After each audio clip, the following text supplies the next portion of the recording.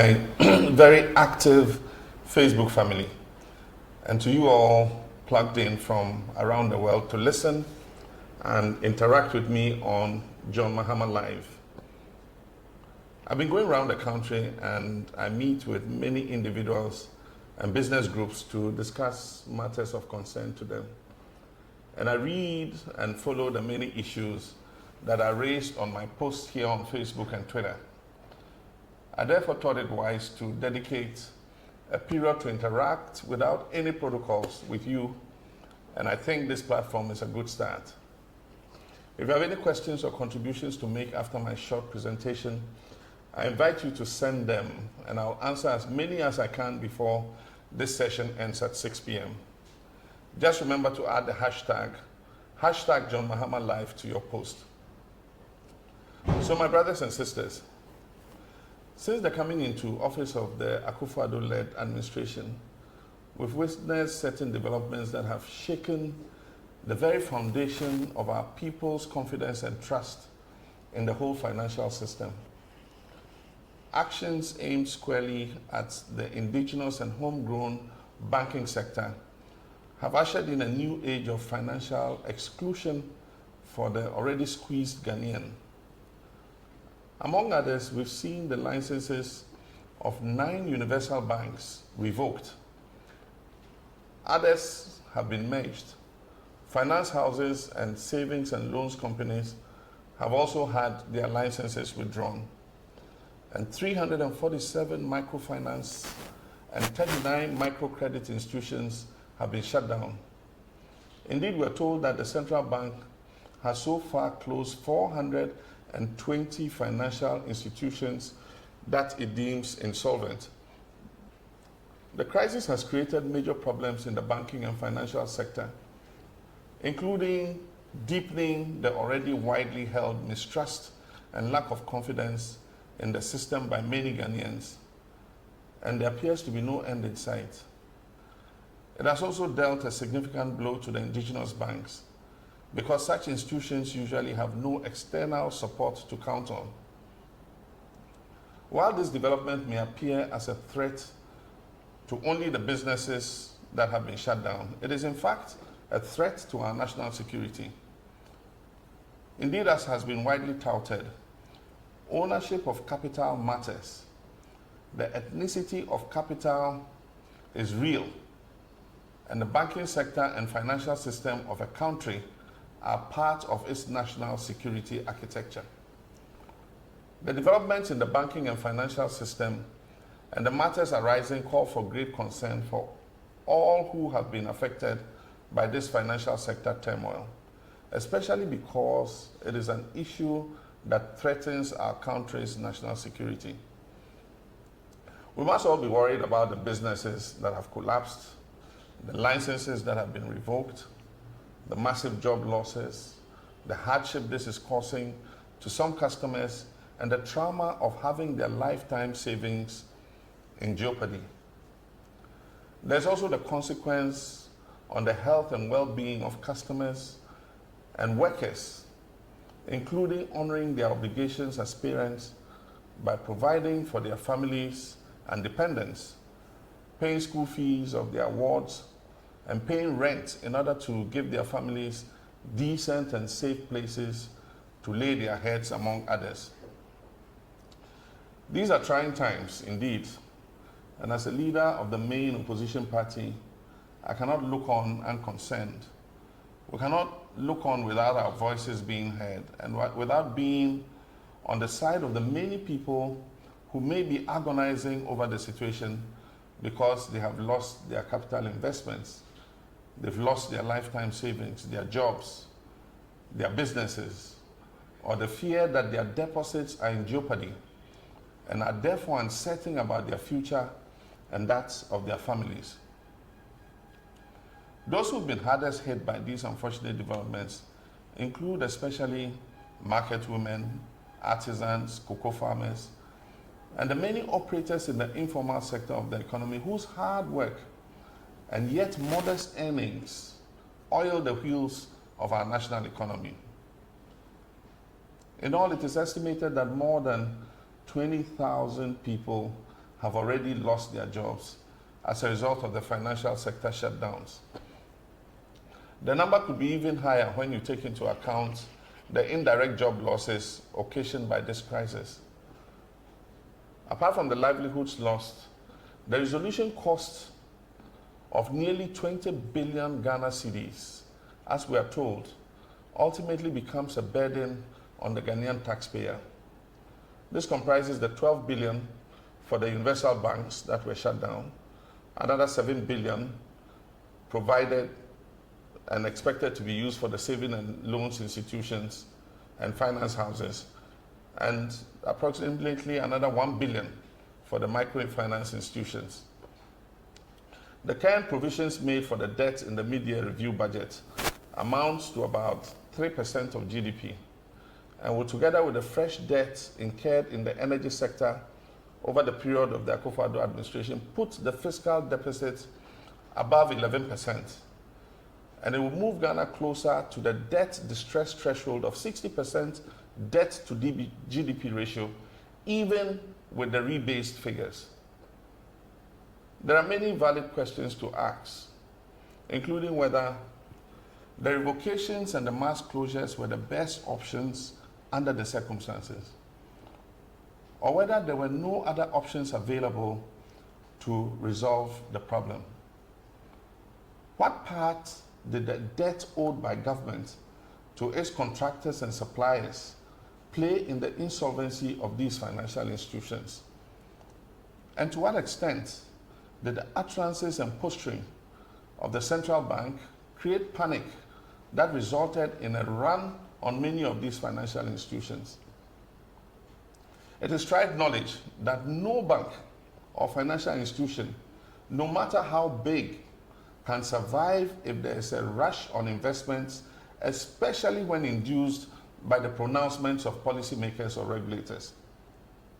We can also ask, what role did the macroeconomic challenges and energy sector crisis of the past several years have on the slide into insolvency of some of these banks? And what due diligence did the Bank of Ghana do on the situation before commencing these closures? This is not the first time Ghana has faced a crisis in our financial sector. The Financial Sector Adjustment Program, popularly called FinSAP, during the 1990s, used the Non-Performing Assets Recovery Trust, NPAT, as a vehicle to offload the toxic liabilities of the banks and clean out the financial sector. During the world financial crisis, it was not uncommon that many countries, because of the strategic nature of their domestic financial institutions, provided bailouts in exchange for equity in order to prevent a chaotic meltdown of their financial sectors. As it is, our central bank chose the path of a chaotic resolution and has created grave social and commercial dislocation, with an accompanying huge debt that governments has no clue how to even begin paying down. The Policy Working Group on Finance and Economy that I set up recently is studying and analyzing the situation with a view to coming up with pragmatic steps that we can employ, not only to restore the confidence of our people in the banking system, but also to ameliorate the suffering imposed on the customers and staff of these financial institutions caused by the poor handling of the crisis by this administration. The Policy Working Group will also come up with plans for restoring the indigenous stake and participation in this all-important sector. We'll consider ways to promote greater financial inclusion and innovation, and consider setting up an appropriate vehicle to regulate microfinance and allied sectors in particular, while developing the rural banking sector and enhancing the role of the ARB Apex Bank's supervisory structure. A future NDC administration will assess the effectiveness of the regulatory architecture and identify gaps as well as the needed reforms to promote greater financial stability and growth. We'll also consider temporary freezing of new banking licenses for a period of time while encouraging as many banks as possible to list on the Ghana Stock Exchange within a reasonable time frame. We'll look at the receivership and liquidation framework in the Act to make it easier for the administrator to reverse a decline rather than making it automatic for an insolvent bank to be liquidated. While at it, we call on the Akufo-Addo administration to lift the veil on the beneficial shareholders of the Ghana Amalgamated Trust and to curb its supposed predatory bailout assaults on the remaining banks, which include state-owned banks. Meanwhile, I wish to assure all those who have suffered in one way or the other as a result of the approach being used by the current administration that we stand by you, and we're working very hard to take over the governance of our beloved country in 2021 and to bring certainty, financial security, progress, and prosperity to all Ghanaians, irrespective of their ethnicity, their family, religion, or political affiliation. Thank you very much. And I'll now go through your contributions and questions and answer them. The hashtag to use, remember, is hashtag John Mahama Live.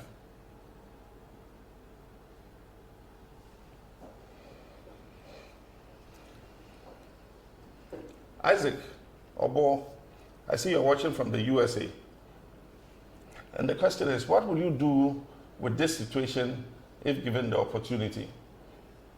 Isaac, thank you very much. Indeed, like I said, closures and revocation of licenses are a last resort when nothing else can be done. I believe that the better option is to look at how the situation can be salvaged.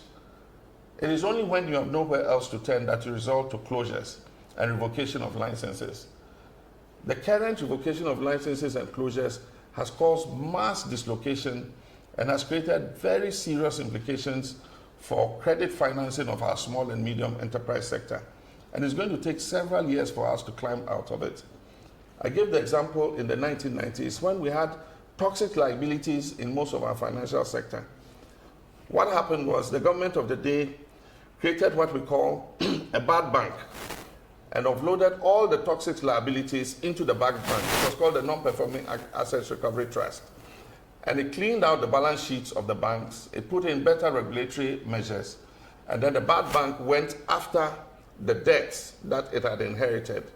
And a lot of the money was recovered and it went back to the government purse. Now, as it is, 20 billion Ghana cedis is the debt of this clean out. And the taxpayer, you and I, have to pay this money. I believe that there's a lot that government could have done. For instance, the questions I asked, how much did government owe its contractors and suppliers? Which, if government had paid, will it have made some of the banks liquid enough to continue to operate? And the point you even have to ask is, how much did they owe each other? Because there are cases where microfinance companies owed savings and loans companies. There are cases where savings and loans companies owed banks, universal banks. How did we net off all these before going to revoke licenses? As it is, we are saddled with a fait accompli. And we need to see how this can be handled with regards to the impact that it has had, not only on the financial sector, but on the customers whose monies are locked up, on the staff who thought they had lifetime employment, but suddenly find that their employment is ended, on the staff who are being ejected from their rented premises, and who face serious dislocation of their lives as a result of the steps that have been taken. We would have handled it in a different way. We would have done a proper analysis of the situation, and revocation of licenses would have been a last resort, not a first resort. Silas Mana, you said I should not talk about the banking sector because the mess may have started from my regime. Thank you very much for your question. As I've said, no country is immune from crisis in the financial sector. We noticed the beginning of the crisis while we were in government, and we started taking proactive steps in order to deal with it. The first was the Energy Sector Levy Act. I'm sure you've heard about it. It's called ESLA. Because the main threat to the banking sector in our time was the debt that was owed to the bulk distribution companies. I hope you remember them. They were called the BDCs. And they were the major threat to the stability of the financial sector. And so we put the Energy Sector Levy Act, which was a tax on petroleum products, and it was supposed to deal with the legacy energy sector debts. This levy, as I talk, yields almost 4 billion cedis every year. And so at the time, with a debt that we realized at 2.2 billion, we knew that the money from the energy sector levy would be able to pay down the cost of government's indebtedness to the banking sector. This energy sector levy is still available. It yields, even with the recent increase, it will yield about 4 billion a year. The question to ask is, how has this government used that money? Because if this government has used that money prudently, then money should be available to be able to address the issues to do with the energy sector. Apart from that, there were several acts that we put in place. The Deposit Insurance Act was passed by Parliament in my time.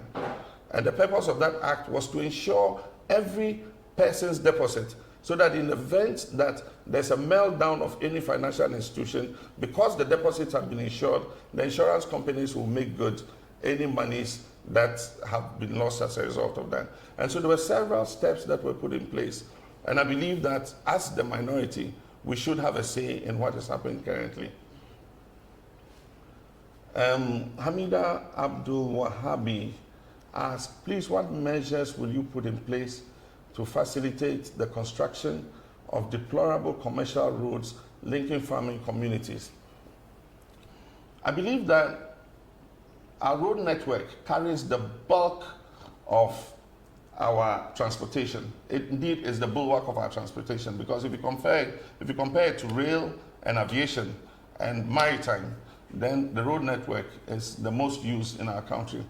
And so it's important that we have roads that are able to facilitate the movement of passengers and goods across our country.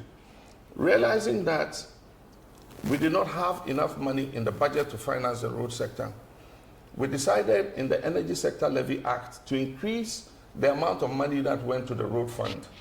And as I speak, that provision makes about 1.5 billion cedis available to government every year to not only maintain the roads, but to develop new roads.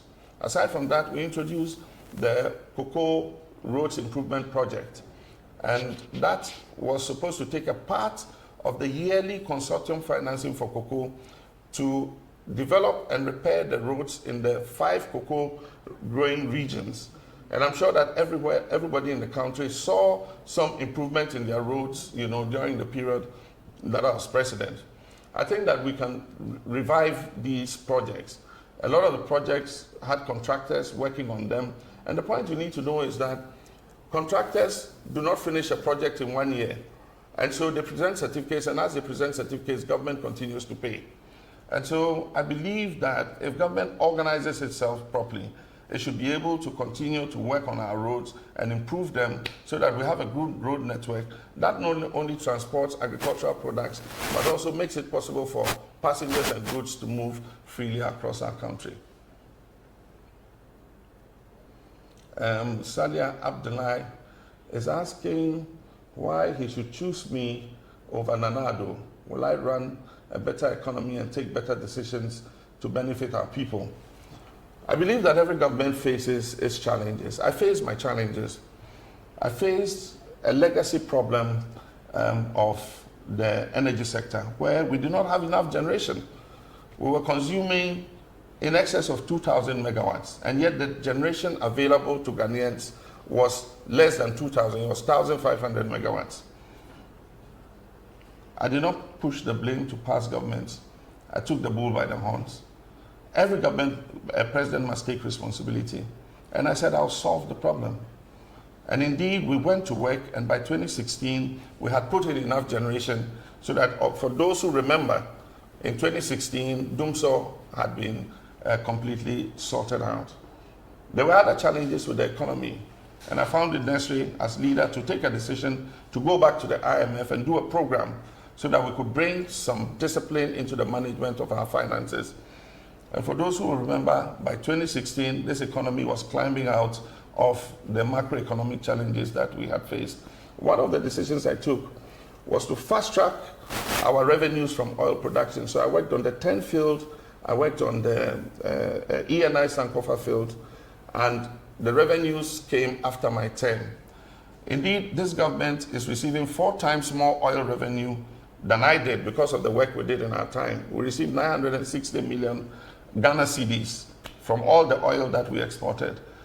This government receives more than 3 billion cedis in oil revenues, and I think that they should be able to manage better with the increased revenues that we made available to them.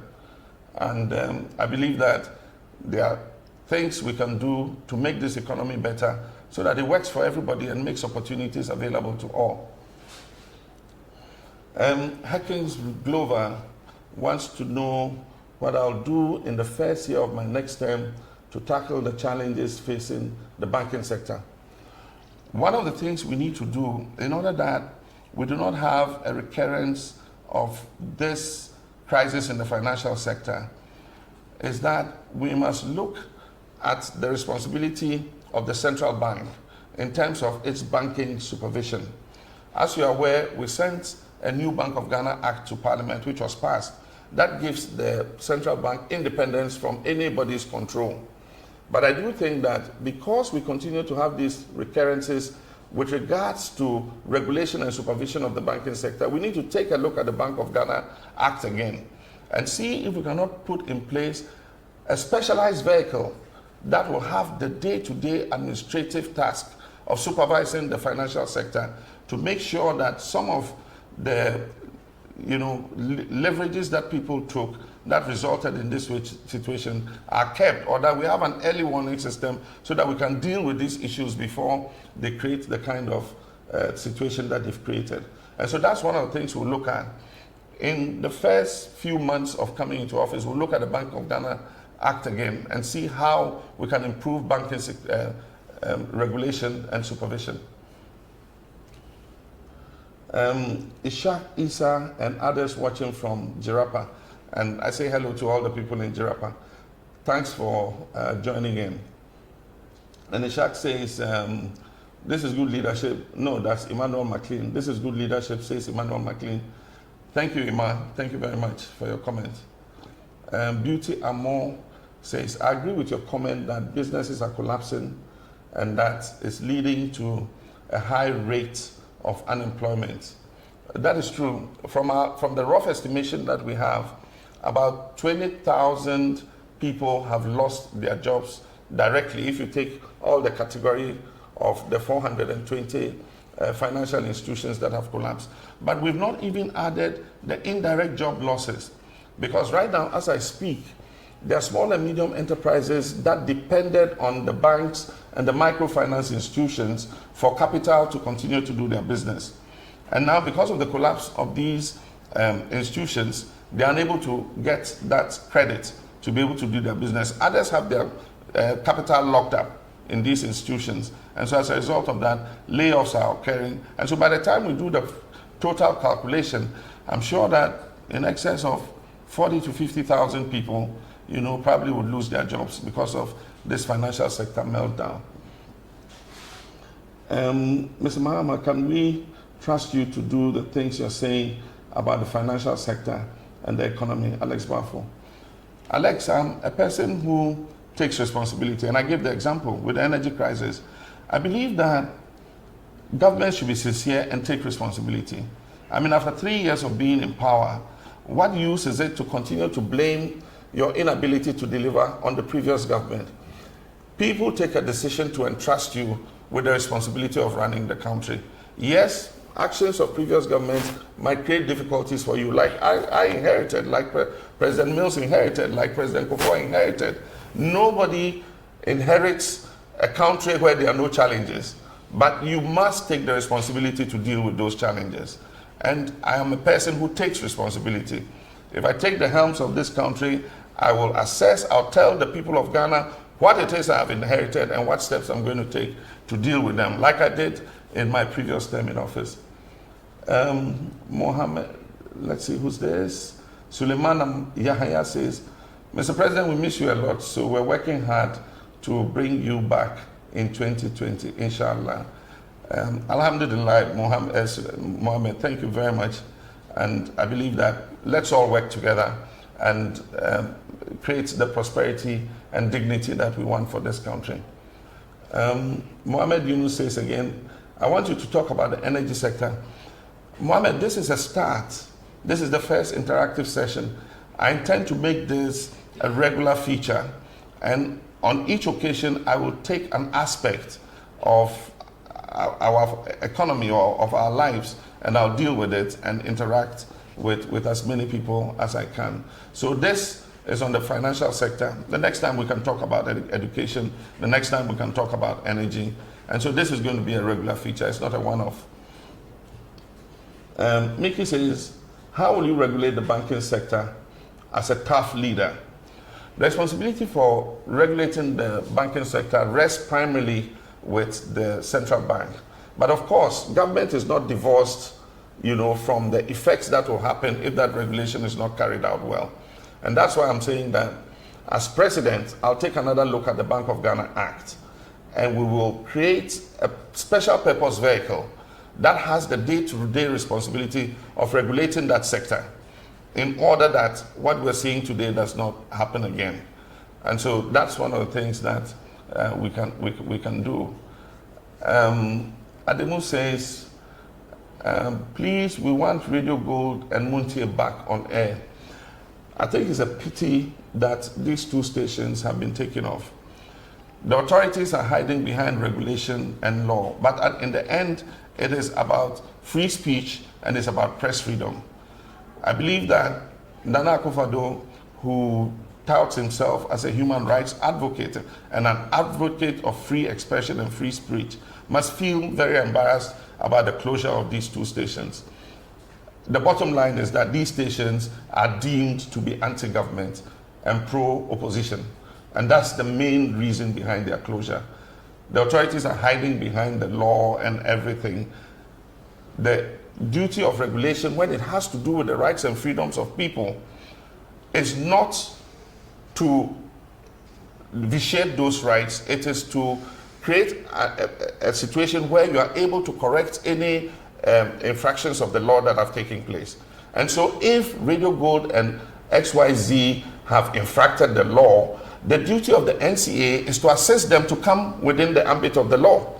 And so give them a period and tell them that within this period, we want you to come back, on the side of regulation. But to just shut them off, they go to the electronic tribunal, the head of the tribunal has resigned. Government will not, I can tell you, government is not going to appoint a new judge for that tribunal because they don't want the cases to be heard. And so XYZ and Radio Gold have been shut because the president thinks that they are saying things that he does not like. And I believe that it does not help. It does not help our democracy. I was criticized by many journalists and many stations, but the point is, if you want to consolidate our democracy, you must have a big heart to accept criticism. Unfortunately, this president cannot accept criticism. Our press freedom credentials are on the downslide. Journalists don't feel safe. If you attack government, people come after you. I think it's a very, very bad narrative that this government is taking us through. Recently, Professor Karim, my former professor in the University of Medium Foundation for West Africa fame, said that this government's credentials in terms of press freedom are bad. And so I think that the president should wake up and listen and do something about it. There's a leader who digs down to the issues thoroughly, says Senior Said. Thank you very much, Said. I hope you enjoyed the salah. Faculty Mane says, do you mean your policies are still not ready? Well, what happens is, for every election, we put our policies before the people, and we do it in the form of a manifesto. I must tell you that we have policy working groups that are working to come out with a manifesto that will present to Ghanaians. I'm working closely with them, and so I know what work is ongoing, and I know many of the policies that are coming up. As I go around the country, I talk about them. Recently, when I was at the Ghana, Union of Technical Students, I talked about free SHS, I talked about technical and vocational education. And so, yes, I'm on top of the policies, but we'll put it together and present it to Ghanaians as a comprehensive policy document in all sectors when we present our manifesto to the people of Ghana for the 2020 elections. Dumevi George Wilson says, thank you for this initiative, Mr. President. You should do this often. What is your take on the new education curricular reform being worked on by the MPP? Our policy working group on education has flagged this issue because the curriculum is key to the quality of education that our people have. I think that more consultation should take place. Recently, I heard there was a workshop to present the curricula to teachers, and there was a fallout in respect of allowances and all that. But I hope that that is part of the process of consultation so that all of us can have an input. One of the major dissensions I've heard is that teachers who were responsible for social studies say that the social studies subject has been taken out of the curriculum. We need to look at it and see what the issues are. There are also changes in some of the syllabi that try to reform the history of our country. I think that these are things that all of us must look at, and there must be public engagement so that we know what our children are learning in school and to make sure that they'll come out to be dignified and responsible citizens of our country. Let's see who's next. Prosper Mensah asks, the Vice President Baumia has consistently been uncivil when talking about you, but you never respond. Are you going to remain silent for him to deride you? I've been in politics or in public service since 1996, and that is almost 23 years ago. I believe that we must always be responsible in our discourse and that we must be civil in the way we address each other. And so I'm not a person who will go deriding anybody. I try to maintain the discourse at a level where people will listen and the discerning Ghanaians can make a choice. And so it doesn't matter who is uncivil to me or who abuses me or who throws insults at me. I know he calls me the incompetent one or something like that, but it doesn't really bother me. I think that the people of Ghana are discerning and they can tell, the contribution that I've made to our public service since I've been in politics. I'll continue to respond as civilly and courteously as possible. And I think that it's for all politicians to learn. Politics need not be dirty. We can play politics at a level that allows people who have the competence to come into it. It's when it descends into insults that makes people who have the capacity to come and help run our public services want to stay away from politics. And so let's make it clean so that everybody can come in and participate. Who's next? Koji Klo Nene. You had far-reaching policies, but unfortunately, it wasn't broken down for it to resonate. Yeah, you are more sincere in my opinion. Yes, Koji, the thing is, that has been one of the major difficulties of public service. When you lead a country, you have a vision and you come out with policies that will help you attain that vision. How to communicate that vision is one of the major difficulties that governments face. And so it is one of the regrets I have that with the policies that we churned out in education, in the health sector, and all that, we did not, sell that to the people in a manner that they could understand.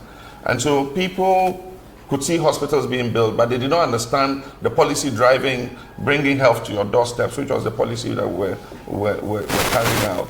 And so I think the next time we will improve government communication so that people can, at every step of the way, know what government is trying to implement. Thank you very much for that. Moses Kanduri. He says, I'm interested in the strategy to support financial technology, fintech in Ghana, to be competitive in Africa and the world.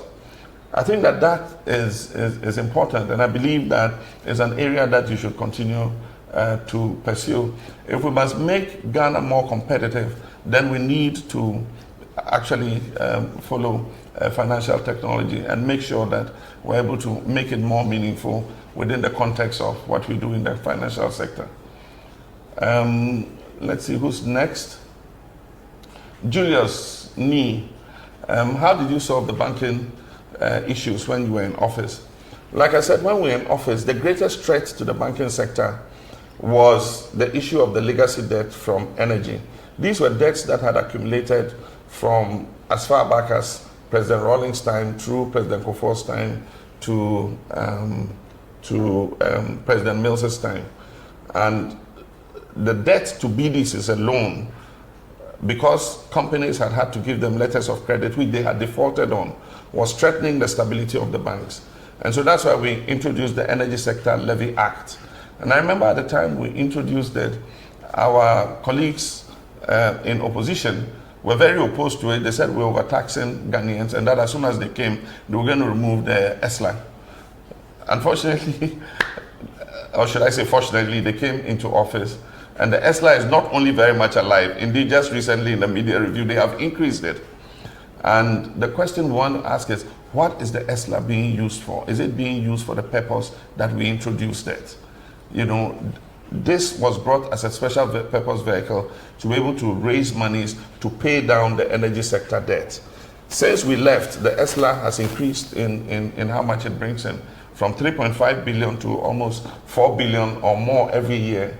And so if it is being used exactly for what it's meant for, it should be able to pay down the legacy debt. But I think that some reforms are needed in the financial sector, especially in relation to regulation and supervision, so that we don't have a recurrence of these financial sector meltdowns.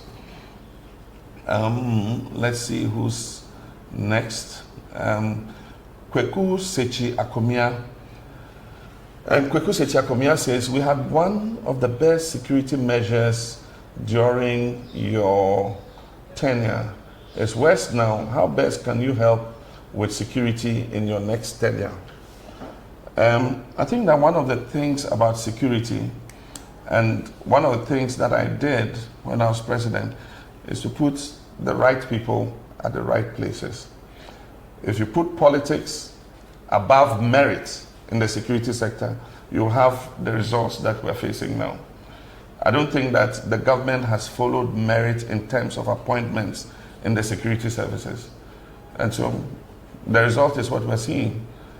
There are people who have the ability to deal with some of these security issues. When I was president, I looked at people who could solve a situation, and I sent them to the places where they could be effective. And I believe that security and Ghanaians felt safe and secure, you know, under my tenure because of the work the security services did.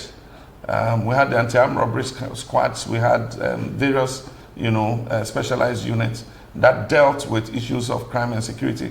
And one of the things I introduced was the visibility police. On every street corner, you could see a police officer. Today, I mean, you don't see police officers on the streets, you don't see them in the corners. The visibility police seems to have disappeared. Just the fact that the police are out and about makes the criminals, you know, very careful before they execute anything that is untoward. And so these were some of the things we introduced: visibility police, community policing, and all that. And I believe that there are many other, you know, things that we can bring to make Ghanaians feel safe and secure in their own country. Adams Ahmed, you're watching from Accra.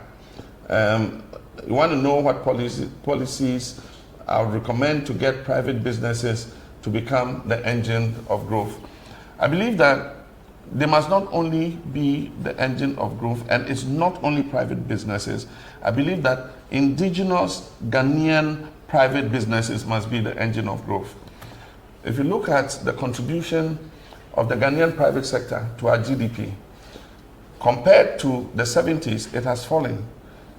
In the 70s, the contribution of the Ghanaian private indigenous sector was above 50% of GDP. Today, the assessment has not been made, but I believe it's far less than 50%. And so we need to see how, and I'll use the words of General Achampong, we can make Ghanaians capture again the commanding heights of our economy. It is only when we do that that we will be able to grow this country and the private sector. I tried to do it in the road sector. When I took over as president, there were many foreign construction companies doing all the roads, even using our budgetary finances. By the time I left, there were at least 22 big Ghanaian construction companies with the equipment stock even bigger than from some of the foreign companies. We must do this not only in the construction sector, in the building construction sector, in agriculture, in mining, and all that. And so that's one of the things that I believe if I become president again, I will promote Ghanaian business. Yes, foreign direct investment is important, but I think that first and foremost, we must let our own people dominate the oil sector. They must dominate the petroleum sector, the mining sector, because when they make profit, that profit stays in Ghana. If we rely too much on FDI, when the foreigner makes profit, every April, May, he says, I've made this profit, I want to send it back to my country. And that's part of the reason why our foreign exchange continues to fluctuate. But we'll talk about that at another time when I speak about the economy. As Ametita Maklo is saying, if given the chance, are you also going to have an elephant-sized government? I think 2 days ago I spoke about it, and I recommended to the president that he should reduce the size of his government by about 40 ministers immediately. He can let 40 ministers go. It will not have any effect at all on the current performance of his government.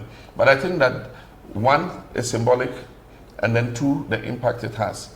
It's symbolic because when Ghanaians are going through difficulty and you come with a government the size of 125 ministers, which I'm told is a Guinness World Record amongst all countries, we have the biggest number of ministers, then people, feel that you're not taking them seriously.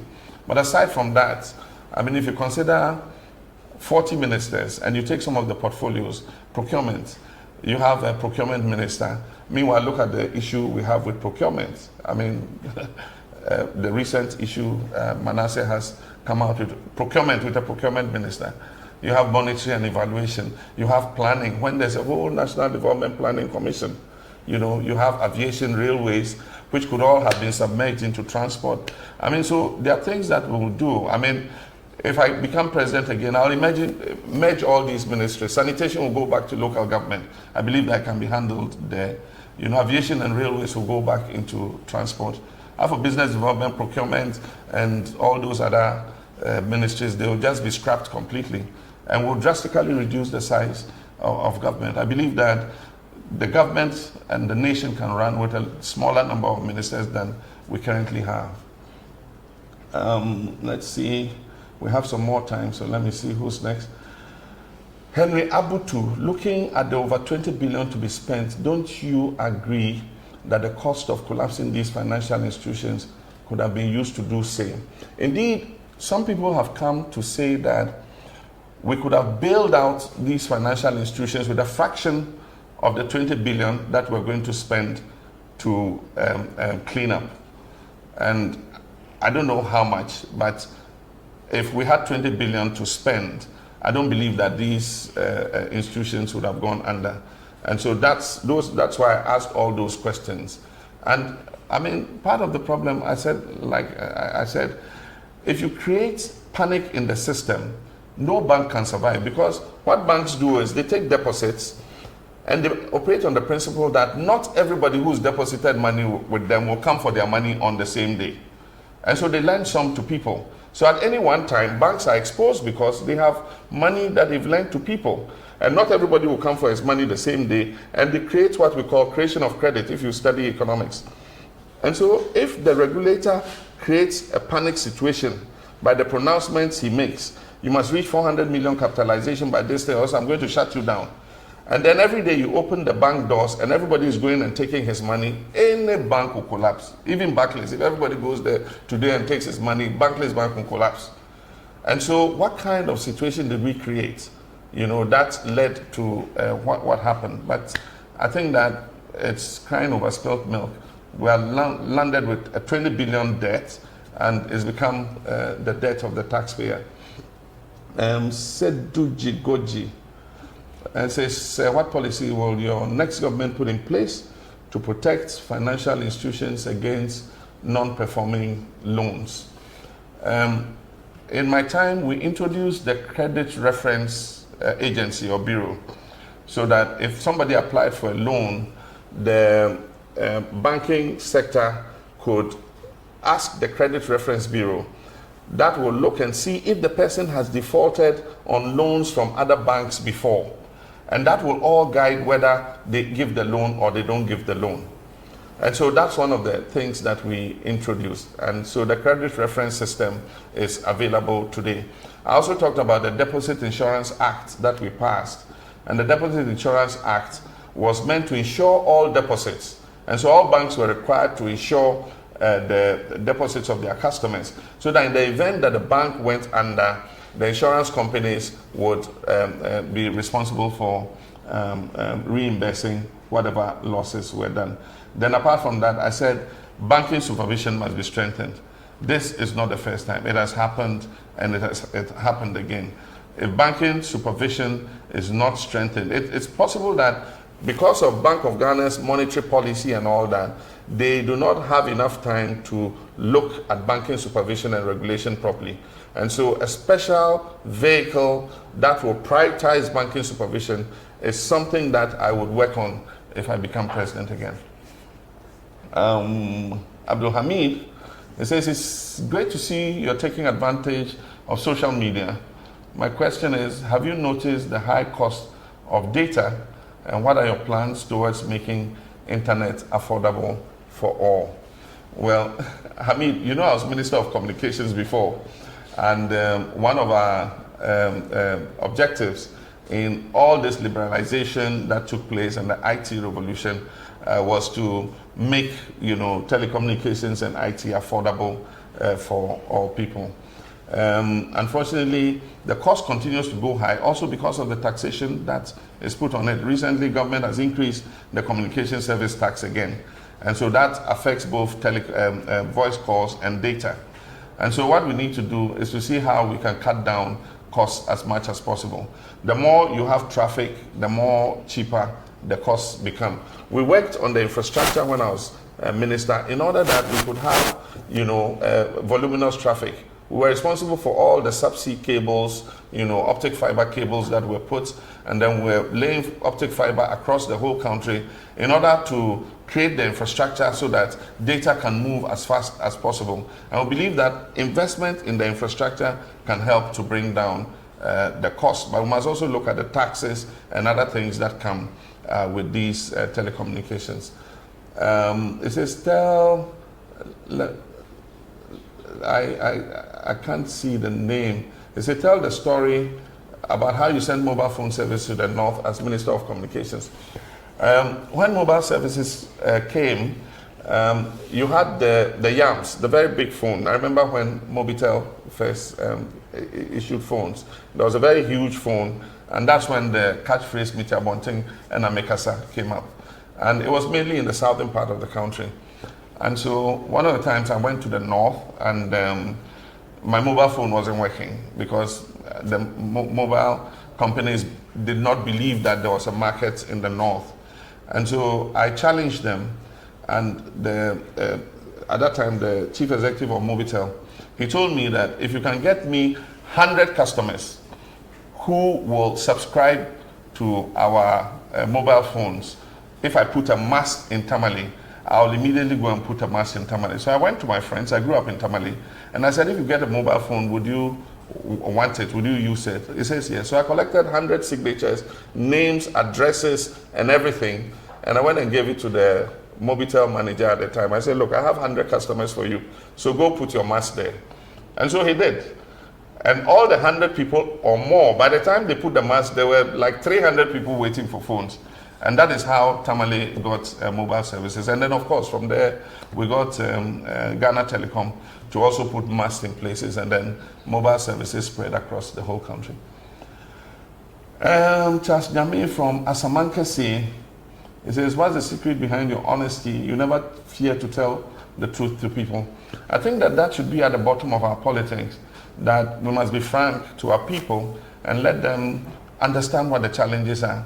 Because it's only when people understand the challenges that you're dealing with in government that they can empathize with you and have the ability to sacrifice in order that we all build a better Ghana. And so I'll continue to be as frank as I can. I'll continue to tell the truth to people. In the last election, I say we faced what we call an incumbency disadvantage, because I knew what the economy could take.